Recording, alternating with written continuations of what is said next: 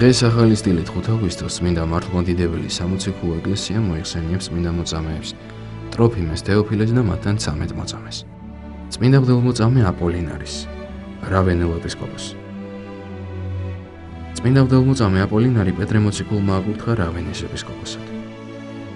როცა მან ტრიბუნის დავრდომილი მეუღლე თეკლა განკურნა, მთელმა მისმა ოჯახმა ირწმუნა ჭეშმარიტი ღმერთი. მათ სასახლეში წმინდა ეპისკოპოსმა მცირე ეკლესია მოაწყო.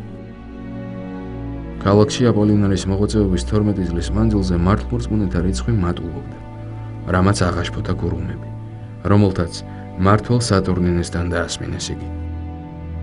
სამსჯავროზე დაიბარეს მღვდელმთავარი აწამეს და როცა ჩათვალეს, რომ წმინდანმა სული დალია, ქალაქგარეთ ზღვის ნაპირზე დააგდეს.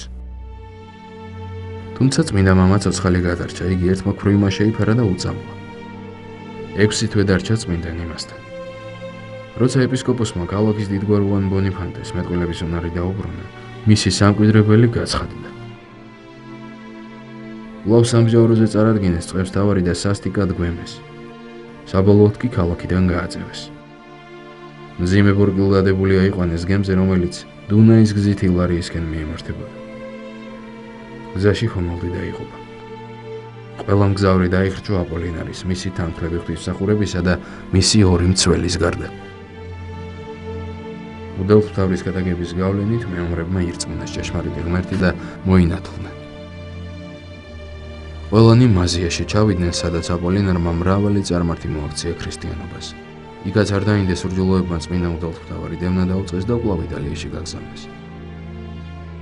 3 წლიანი იძულებითი განშორების შემდეგ წმინდა ეპისკოპოსი კვლავ დაუბრუნდა თავის სამწყსოს, რომელმაც სიხარულით მიიღო იგი.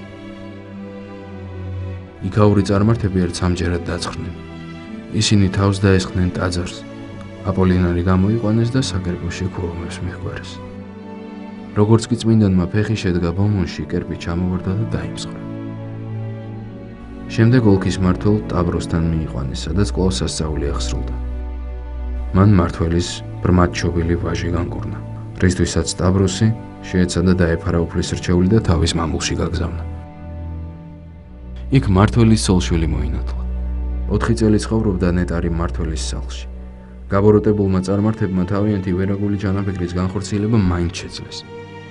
ისინი თავს დაესხნენ გზად მიმავალ წმინდა მღვდელმთავარს და სასტიკად გვემეს. ქრისტიანებმა იპოვეს ნეტარი და მახლობელ დაბაში ჩაიყვანეს, სადაც 7 დღის შემდეგ გარდაიცვალა. წმინდა აპოლინარი 28 წლის მანძილზე განაგებდა რავენის ეკლესიას. იგი მიიცვალა ქრისტეს შობიდან დაახლოებით 75 წელს. დღევანდელი დღის მფარველი წმინდანების ლოცვით და მეოხებით უფალმა დაიცვას და დაიფაროს სრულიად საქართველო. ამინ.